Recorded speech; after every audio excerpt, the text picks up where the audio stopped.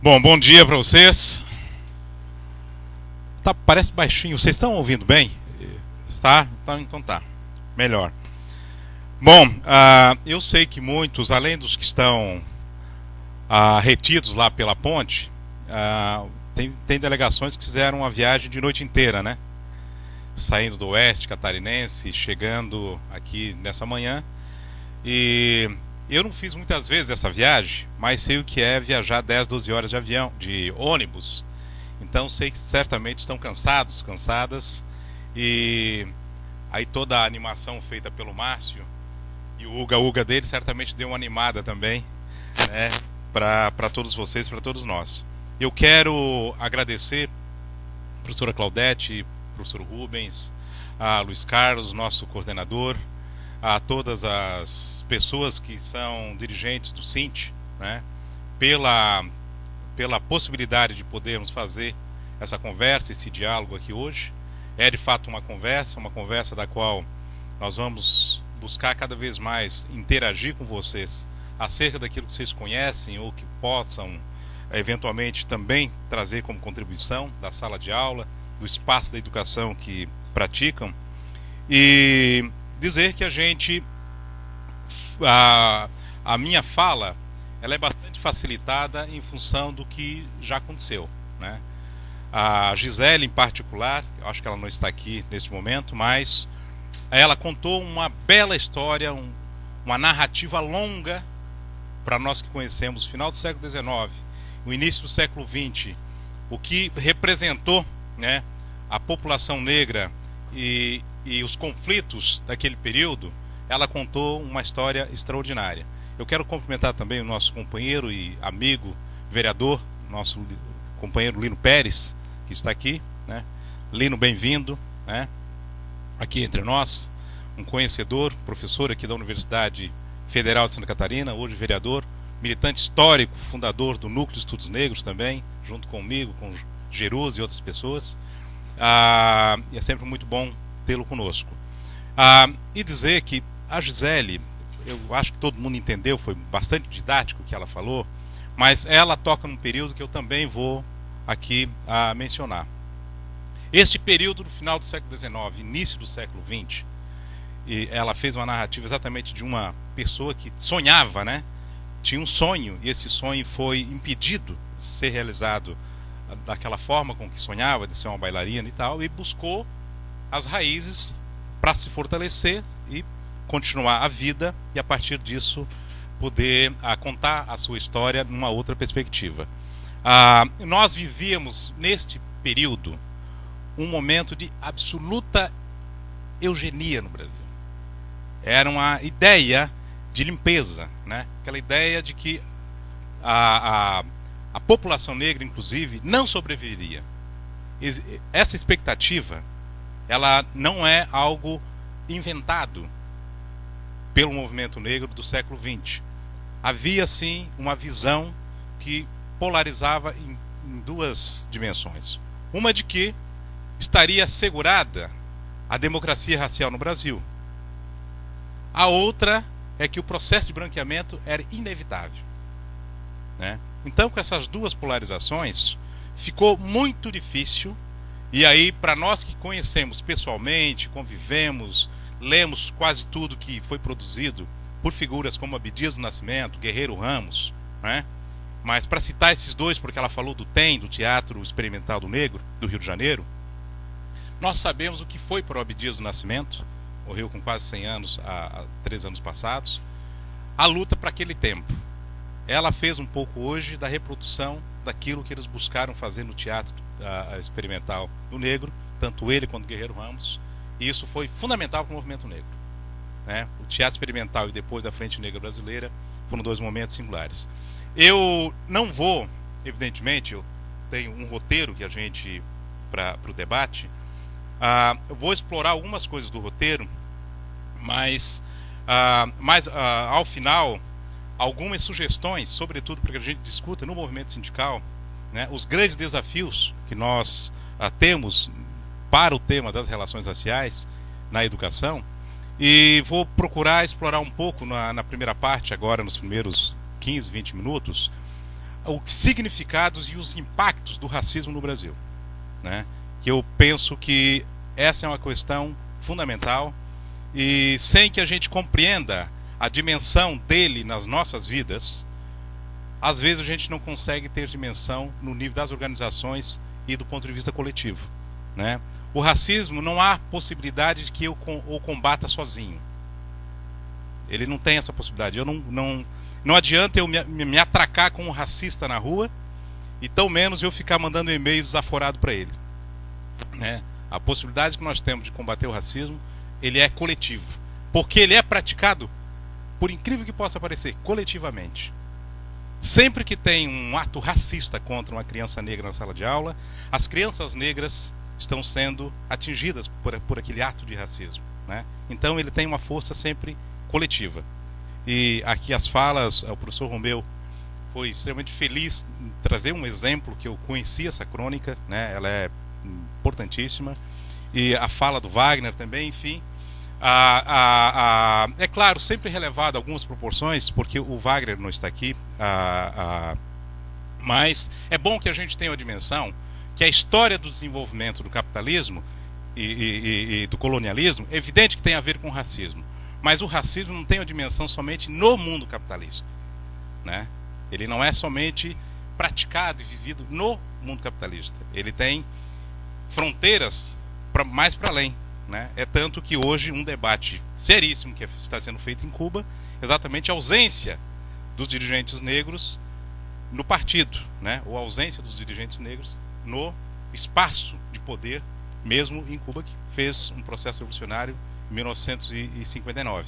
Então não é por exemplo, o que significa as religiões de matriz africana, né? Nos países latino-americanos que tiveram processos revolucionários bastante intensos. Então não é somente uma configuração que pode se aplicar única e exclusivamente ao país de sistema capitalista. Bom, eu queria só chamar a atenção para a questão da lei, né? E justamente trazendo aqui para nós, depois nós vamos discutir à tarde mais nos grupos, é que a educação, ela é na verdade um processo de regulamentar, né, proposições que a sociedade tensiona, né? Eu vou depois aqui muito rapidamente abordar para vocês uma dimensão de como que o Ministério, ou pelo menos as pessoas em torno do Ministério da Educação e Saúde à época, no início do século XX, pensavam o perfil do homem brasileiro, que de um certo modo o MEC, a política educacional brasileira demorou por muito tempo para ir mudando um pouco esse olhar sobre a questão do perfil. Mas para saber que a nossa 10639 e também a 11645, e particularmente a 10639, teve um processo, eu peguei, estou trazendo para vocês os principais momentos, mas teve um processo muito forte. Claro que todo o século XX nós tensionamos demais com o sistema educacional.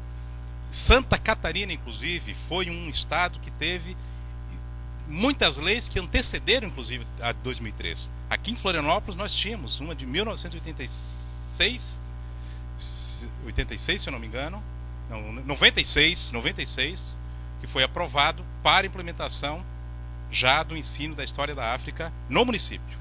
E tantas outras, Brasil afora, em vários lugares do Brasil aconteceu isso. Mas, de qualquer modo, como lei nacional, né, que altera a LDB, que foi aprovada em 1996, que é a 9394, nós, em 2003, que era fruto da luta do movimento negro, o presidente Lula sancionou a 10639. E aqui é importante, como nós estamos num seminário também de dirigentes, professores, mas dirigentes, é importante o seguinte: não é por acaso que a Secretaria Especial de Promoção da Igualdade Racial, ela não sai no dia 1º de janeiro junto com todos os ministérios, vocês estão lembrados? Nós tivemos 3 secretarias especiais: Direitos Humanos, a Secretaria das Mulheres e a Secretaria de Promoção da Igualdade Racial. Dado as discussões que se fazia, qual o papel dessa secretaria do ponto de vista da União e do governo federal. Ela foi lançada exatamente no dia 21 de março de 2013. Mas, preocupado com a política assumida publicamente, o presidente Lula sanciona a lei 10.639 no dia 9 de janeiro de 2003. Então passou a vigorar, depois do parecer da professora Petronilha, a 10.639. Dia 21 de março, a criação da CEPIR. Em 2008, a regulamentação da lei, a 11.645. Em 2009, nós tivemos o lançamento do Plano Nacional. 2010, a aprovação do Estatuto da Igualdade Racial. E 2014, por fim, a aprovação do Plano Nacional de Educação, PNE, onde ele tem lá como um dos seus, um dos seus compromissos, a superação das desigualdades educacionais, com ênfase na promoção da igualdade, da cidadania e na erradicação de todas as formas de discriminação. Então, esses são os marcos regulatórios fortes que fazem com que a Lei 10.639 e 11.645 seja aplicada no sistema educacional público e privado na educação básica. Mas eu só volto aqui para depois a gente entrar na discussão mais sobre os impactos do racismo, para que a gente tenha a dimensão como era pensado no início do século XX o perfil do homem brasileiro. Este livro aqui eu atribuo um dos melhores para a gente ter uma síntese sobre a questão dos negros na educação, político, social e racial no Brasil, de 17 a 45. Então, no texto, o que é dito, né? Isso, entre aspas, era pronunciado à época pelo ministro Gustavo Capanema. Abre aspas. Como será o corpo do homem brasileiro? Do futuro homem brasileiro. Não do homem vulgar ou inferior, mas do melhor exemplar da raça. Qual a sua altura? O seu volume? A sua cor? Como será a sua cabeça? A forma de seu rosto? A sua fisionomia? Em 1938, o ministro da Educação e Saúde, Gustavo Capanema, dirigiu essas perguntas a um grupo de antropólogos e intelectuais nacionalistas. Ele queria chegar ao fundo de um problema que o incomodava. A estátua do homem brasileiro que estava sendo construída na frente do futuro MEC, que havia sido encomendado para ornamentar a entrada do novo prédio do Ministério da Educação e Saúde, do MES, à época. Parecia racialmente degenerada, em vez de viril e ariana, como ele imaginava que viriam a ser os brasileiros. Então, o Capanema estava preocupadíssimo com o perfil do homem brasileiro. Vejam bem, nós, no final do século XIX, início do século XX, a população livre e a população imigrante, cada vez mais vai se parecendo aí nos nossos censos, ela representava já uma maioria, população negra, né, ex-escrava. E o Brasil das elites queria um homem ariano. E não era qualquer homem, era o ministro da Educação. Eu estou trazendo este pronunciamento do Gustavo Capanema para dizer o seguinte: não por acaso nós guerreamos tanto justamente na educação para que a gente tenha as transformações, porque há um pensamento, né? O racismo não é uma manifestação individual, como eu disse, mas sim uma ideologia construída e, portanto, ela vai se materializando. Com base nisso, nós podemos pensar agora o seguinte: bom, quais os impactos dessa visão no desenvolvimento do país, mas, sobretudo, que é o nosso foco aqui hoje, no desenvolvimento da educação brasileira? Os impactos são absolutamente violentos. Primeiro, porque há uma exclusão de acesso, né?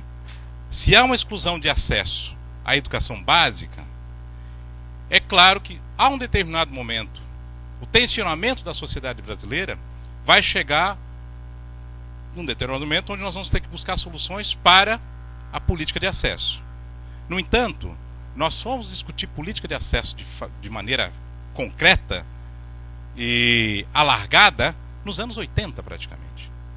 Nós fomos diminuindo a nossa distância entre a demanda que nós tínhamos da educação e o acesso a partir dos anos 80. Tanto é que, mesmo com a aprovação da LDB, a opção do governo Fernando Henrique Cardoso foi o ensino fundamental, correto? Não a educação básica, uma tentativa de dar um salto, né? O ensino fundamental não era educação básica, a educação básica veio agora, depois com o governo do presidente Lula. Mas o foco de todo o período dos 8 anos do Fernando Henrique Cardoso foi o ensino fundamental, né? Nós temos hoje, em média, vocês certamente conhecem esses dados, o acesso está beirando 94%, 95%, até 98% de acesso. O assustador é quando sai do fundamental para o médio e do médio para as universidades. Aí o funil fecha de forma quase que definitiva. Por isso que fica mais fácil a gente entender, quando nós olhamos final do século XIX e todo o século XX, o acesso e as dificuldades, as barreiras do fundamental para o médio, para a gente entender por que a política de cotas antes, né, ela quebrando exatamente a lógica com que estava sendo desenhada em continuidade. Nós não temos nenhuma dúvida.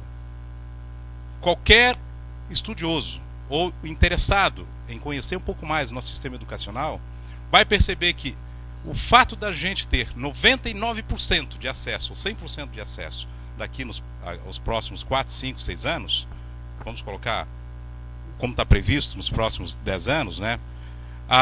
Ainda assim, nós teremos uma dificuldade enorme de fazer com que os bons alunos, aqueles quase que excepcionais negros, acessassem a universidade sem que passasse pelos cursinhos, sem que passasse pelo vestibular. Por isso que o movimento social e o governo passaram a adotar o sistema de cotas, exatamente para que você não perdesse nesse tempo este número enorme de estudantes que não acessariam a universidade sem que se fosse por um sistema de cota, que não é a porta dos fundos. Eles entram exatamente numa condição de serem avaliados a partir daquilo que eles também acumularam.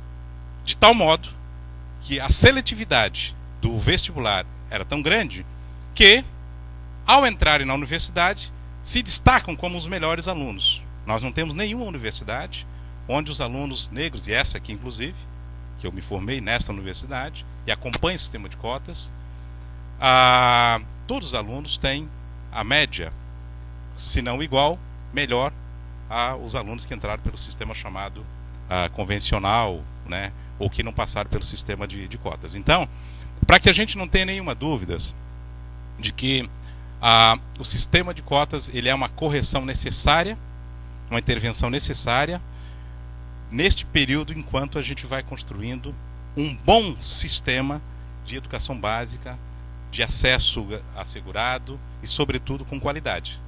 Porque o acesso não significa qualidade nem permanência. Ok? Então, bom, passa essa parte mais do campo educacional, nós vamos continuar discutindo, sobretudo à tarde. Eu queria entrar um pouco mais no debate, por favor, podes passar. Não vou entrar nas questões mais filosóficas, eu quero discutir um pouco a questão do ponto de vista mais objetivo, e começando pela Marilena Chaui, né? Depois eu quero abordar um pouco. Por favor, desce só um pouquinho. Sobe, eu pedi o contrário. Isso. Só na Marilena Chaui. Aqui. Eu estou trazendo a Marilena Chaui. Primeiro, é a nossa grande filósofa brasileira. E nas várias discussões e conversas que tive a oportunidade de participar, e mesmo nos debates com ela, a Marilena Chaui, nos anos 80 para 90, sempre teve uma dificuldade. Ela não era dificuldade, mas ela não abordava a questão racial, ou racismo, né? Ela nos alertava, inclusive, de que a gente deveria ter cuidado na abordagem que se fazia sobre a questão da igualdade racial. Ela tensionava muito com isso, porque achava que a igualdade racial poderia ser uma espécie de forma consentida, né, de participar da política pública. E nós afirmamos que era uma necessidade justamente para fazer o debate da igualdade de oportunidades, para tensionar com a política pública, né? Então, isso era uma visão que ela tinha. Ela tem afirmado que a nossa luta, a luta contra o racismo, às vezes ela traz exatamente um componente onde você parece que está enfrentando... Quanto mais você combate o racismo, parece que ele mais aparece, né? Parece que ele mais se fortalece. Tem uma espécie de bolo crescendo, né? Você bate, ele, ao invés de diminuir, ele meio que volta a aparecer de uma maneira mais robusta, inclusive. E com base nisso, eu quero começar a fazer com que a gente possa fazer a seguinte reflexão.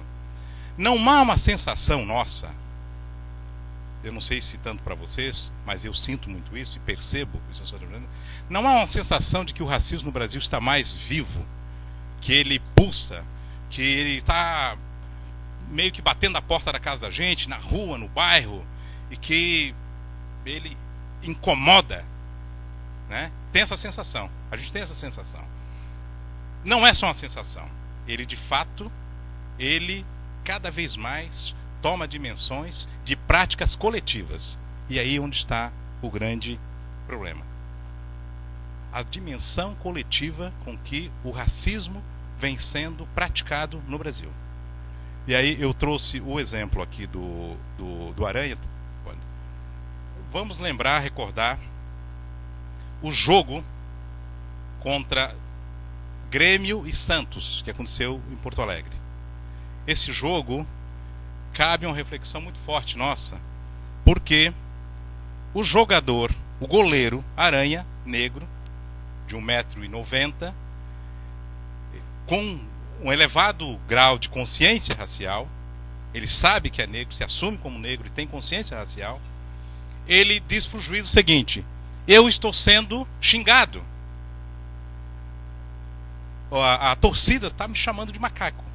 Ele diz para o juiz. O juiz é a lei maior, quer dizer, é quem pode decidir dentro de um campo de futebol o que fazer. O árbitro não dá importância. Ele repete, ele sai. Essa imagem aqui é uma imagem que ele já está, veja que ele está fora do gol, né? Ele diz: olha, eu estou sendo xingado. E a torcida vai crescendo. Não é somente aquela moça era mais explícito, foi onde foi gravado, mas tinham outras pessoas, inclusive negros, que apareciam na televisão, às vezes chamando também de macaco. Bom, o árbitro não fez nada, não tomou nenhuma atitude. Aí o que aconteceu? Vai para os tribunais, correto? E o Grêmio condenando a postura da moça. Até então condenou porque achava que isso era de fato um atentado, uma violência. Quando chega no tribunal que ele é suspenso, ou melhor, ele sai fora da Copa, ele já começa a achar que o Aranha que era o culpado. Ele diz: olha, o Aranha, o jogador, o presidente se manifestou, vocês estão lembrados? O presidente do Grêmio foi se manifestando.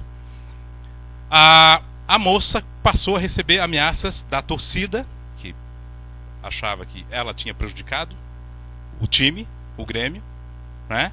E começa a ter uma reação. Ela começa a ter uma reação mais pública. A casa dela teve os problemas lá, não sei se de fato foi apedrejada a casa, eu não sei exatamente isso. Mas o que mais me chama atenção na questão do racismo brasileiro, é que ela passou a ser uma celebridade.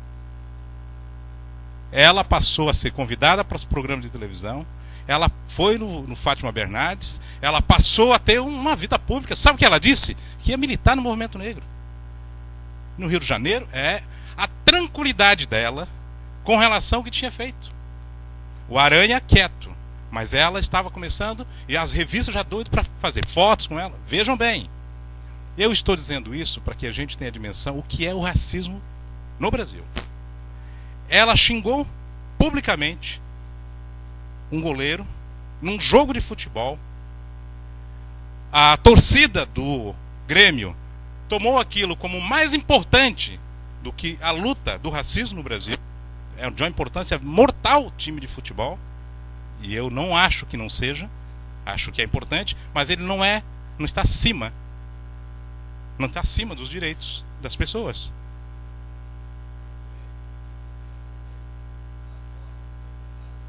Sim. Certo. Não, mas então, nós terminamos a primeira etapa dessa epopeia do jogo de futebol Grêmio e Santos. Vamos para a segunda etapa. Voltaram a jogar novamente. A torcida, sabendo que se tivesse uma manifestação pública chamando qualquer jogador de macaco, o time seria punido novamente. Orquestradamente, eles xingaram o Aranha novamente. Vocês lembram? Quem assistiu o jogo? Ele foi vaiado, foi xingado o tempo todo, com os murmúrios de macaco, o tempo todo.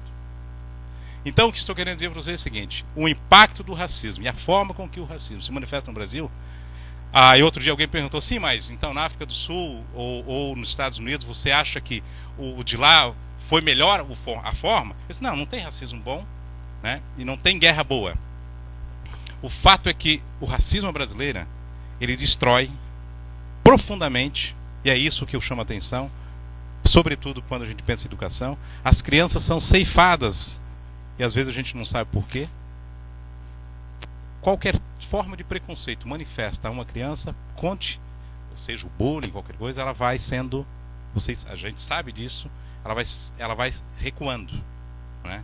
Portanto, o racismo tem esse poder, essa capacidade. Agora, o grande problema é quando você tem um estádio inteiro se manifestando racialmente. O Brasil não tinha essa construção tão coletiva de manifestação contra alguém de forma racial, de forma racista. Bom, eu estou chegando já 5 minutos finais. Eu queria que a gente pudesse pensar o seguinte: em 1995 nós tivemos no Brasil a primeira grande marcha Zumbi dos Palmares, 1995. Foi uma marcha belíssima, com mais de 30 mil pessoas participando. E como eram os 400 anos da imortalidade de Zumbi dos Palmares, eu queria terminar para que a gente pudesse ter a seguinte reflexão. No dia 19 de novembro, vamos imaginar lá em Alagoas, na Serra da Barriga, aquele jovem negro, em 1695, no dia 19 estava em guerra, né, contra o sistema escravagista no país. Dia 20 ele é assassinado. Dia 20 ele é assassinado. E nós estamos aqui no dia 21 fazendo uma reflexão acerca dos impactos que o racismo no Brasil causa, né, na educação em particular. Vamos imaginar, não sei se naquele dia, no dia 20 de novembro de 1695, tinha sol, estava nublado. De uma coisa é certa, não tinha ponte que impediu as pessoas de chegar aqui, mas tinha um sujeito guerreando, ele e tantos outros, lá naquelas matas na Serra da Barriga, para a liberdade de parcelas consideráveis do povo brasileiro e para o próprio Brasil. Nós conseguimos no Brasil, a elite brasileira conseguiu ficar até 1995 para reconhecer esse herói brasileiro. Até 1995. Não era reconhecido. Aliás, era banalizado. Então nós temos uma situação a qual nós não estamos entrando no século XXI, nessa primeira década, né, de maneira parecida ao final do século XX, com todas as dificuldades que tivemos na luta contra o racismo no Brasil. Nós avançamos, mas é bom que a gente perceba que a forma com que o racismo brasileiro se desenvolve e a forma com que ele se reorienta não é uma tarefa fácil, mesmo agora no século XXI. Eu estou falando do século XXI porque é o seguinte: outro dia várias pessoas em Brasília disseram: Nogueira, é inconcebível que no século XXI a gente tenha que estar lutando contra o racismo. Então, assim, é inconcebível que a gente, lá no século XVI, XVII, XVIII, tinha que estar lutando contra o racismo, igual estamos fazendo hoje no século XXI. Eu não tenho uma visão pessimista com relação ao futuro do Brasil, mas eu tenho uma visão preocupante, porque eu estou vendo manifestação do racismo de forma coletiva. Essa me preocupa, porque eu não vi na Avenida Paulista lá somente um fora Dilma, por exemplo, porque eu tenho que pegar foi o que aconteceu. Eu vi a xenofobia explícita. Eu vi o fascismo explícito. Para quem viu que foi os anos 30, 40, 50 no Brasil, para quem viu que foram os anos 60, pré-ditadura, nós não temos nenhuma dúvida. Se a gente não cuidar, e a escola é um lugar importantíssimo, nós podemos estar deixando essa bola crescer se a gente não combater na sua origem. Muito obrigado.